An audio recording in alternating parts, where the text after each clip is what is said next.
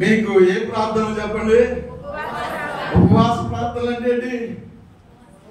నాకు ముందుగా ఇద్దరు దైవజనులు చక్కని గ్రీటింగ్ చెప్పారు. దేవుడికి స్తోత్రం కలుగుగా. ఉపవాస ప్రార్థనలు అంటే ఏంటి? అంటే నేను నీవు ఉపేక్షించుకోవాలి. పా అంటే ఈ 2 రోజులు కూడా నిన్ను నీవు పరీక్షించుకోవాలి.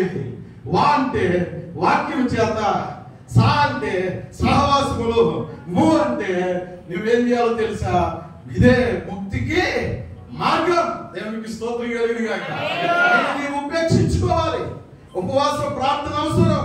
ప్రతి సంవత్సరము, ప్రతి శుక్రవారము ఉపవాస ప్రార్థనలు ఎంతో అవసరం. అవి ఎంతో ప్రయోజనకరము. ఈ కోటాలో నువ్వు దీవించబడును గాక. ఈ కోటాలో నువ్వు ఆత్మీయ జీవితంలో ఎదుగును గాక. ఈ కోటాలో నిన్ను నీవు బాగు చేసుకున్నావు గాక. ఈ కోటాలో నిన్ను నీవు సరి చేసుకున్నావు గాక.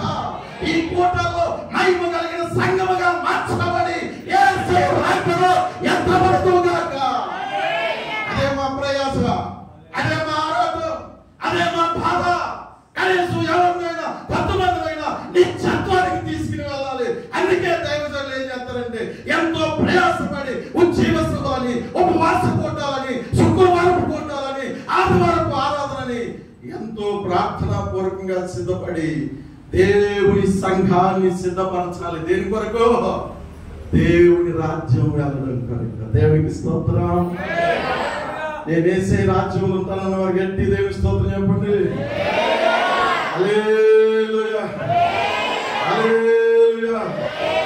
అయితే మీరు అందరూ పరిపూర్ణ అన్నమాట. దేవునికి స్తోత్రం చెప్పండి. అయితే మీరు వెళ్తున్నప్పుడు కూడా సాతాను గారు పడగొట్టేస్తాడంట. దేవునికి మహిమ కలుగును గాక.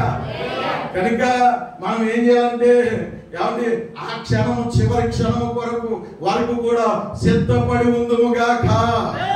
తాను సరిగా నిల్చున్నానని తలంచువాడు ఏమైపోతాడంట?